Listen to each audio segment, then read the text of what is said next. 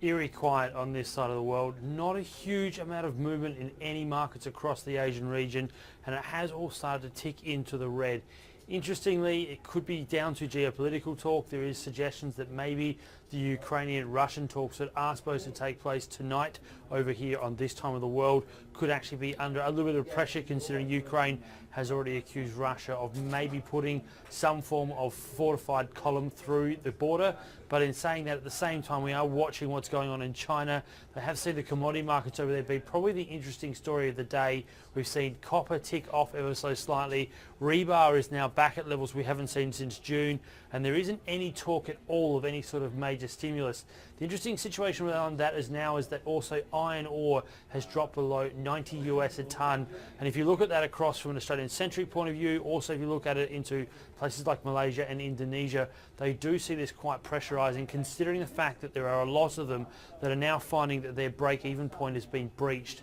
What I mean by that, particularly the smaller end of the scale, where basically the cost curve is at the top end, they're now probably working between 89 and as much as 98 US a tonne in terms of all up costs, and at 98.2 US a tonne they're now in a loss-making position, and that's certainly played through on the Chinese market. You saw that filter through into Singapore, and then down here in Australia as those listed mining plays that really do have a high end in terms of costs were really punished at the back end of the session.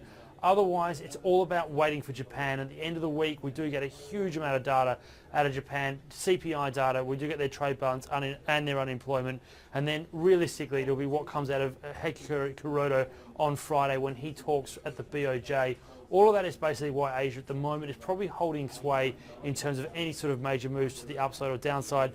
And until we do understand where Japan is moving, whether or not we do get additional stimulus, Asia is likely to continue to trade in a probably sideways pattern, maybe slightly to the downside, considering there isn't a huge amount of drivers that could really push it through what are its cyclical highs.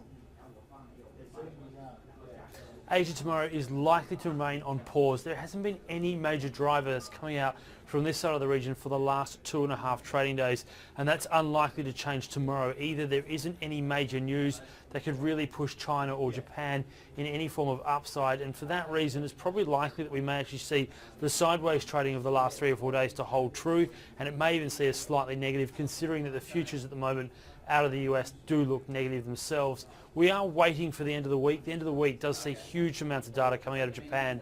We do have their trade balance, we also have their employment numbers, but more importantly it's the CPI, and then on Friday we do Governor Kuroda himself giving a speech at the BOJ, and after his comments over in Wyoming at Jackson Hole, suggestions would be that he may start suggesting that there is more room to move on the stimulus front over there in Japan, considering inflation looks like being not only flat but could actually contract for the first time in a substantial manner this year, and that would really put that 2% inflation target not only under pressure but really questioned.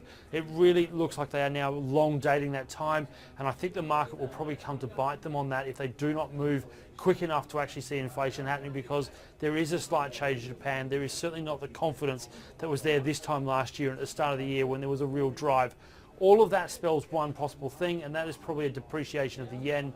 You can already see it in the dollar yen that is starting to tick up. 103 was breached quite easily, and it now may be suggesting that 103.5 is well and truly on the cards. So that's what we're watching for. It's why tomorrow we'll probably have a pause. Thursday, Friday could see upside in the dollar yen, and therefore upside in the Nikkei, because that inverse correlation to the yen is well and truly holding true at 73%. It's the strongest correlation you can find in the markets.